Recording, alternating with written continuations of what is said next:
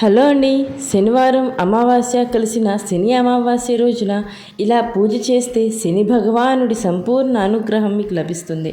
జ్యోతిష్య శాస్త్రం ప్రకారం జాతకంలో ఏలినాటి శని కానీ అర్ధాష్టమ శని కానీ ఉన్నట్లయితే చేసే పనిలో ఆటంకాలు ఎదురవుతాయి.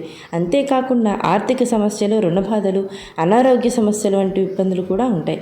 మార్చి 29వ తేదీ వచ్చే శని అమావాస్య రోజు ఈ విధంగా పూజ చేసిన, ఈ దీపం వెలిగించిన జాతకరీత్యా రాసుల పరంగా ఉన్న శని దోషాలు తొలగిపోతాయని జ్యోతిష్యులు చెప్తున్నారు. ఈ రోజున శనీశ్వరుడి ప్రీతిపాత్రమైన రోజు. ఈ రోజున చేసే అభిషేకాలు, పూజలు కొన్ని వేల రెట్లు శుభ ఫలితాలను అందిస్తాయని అందున్నారు.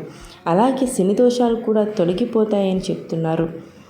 మార్చి 29 శనివారం రోజు తలస్నానం చేసి ఉదయాన్నే దగ్గరలో నవగ్రహాల ఆలయానికి వెళ్ళాలి. చాలా ఆలయాల్లో నవగ్రహాలు ఉంటాయి. శని అమావాస్య రోజు పూజ ఈ విధంగా చేయాలి.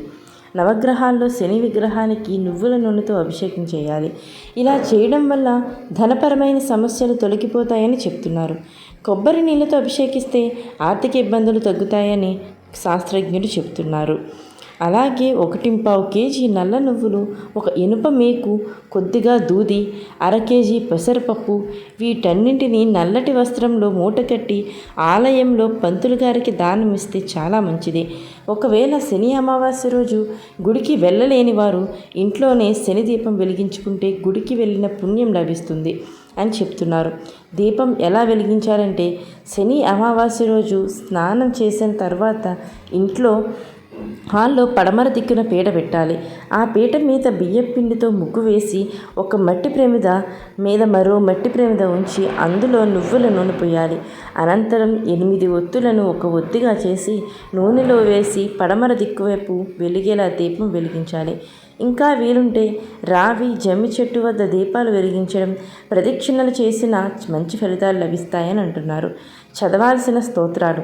శని అమావాస్య రోజు కొన్ని స్తోత్రాలు చదివితే శని అనుగ్రహం సంపూర్ణంగా లభిస్తుందని అంటున్నారు.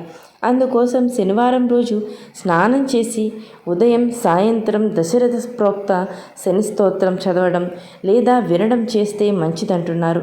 స్తోత్రం మొత్తం చదవలేని వారు ఓం సం శనీశ్వరాయ నమః అనే మంత్రాన్ని మనసులో వీలైనన్ని సార్లు చదువుకుంటే మంచిదంటున్నారు. ఇంకా ముఖ్యమైన సమాచారాల కోసం సబ్స్క్రైబ్ మై ఛానల్.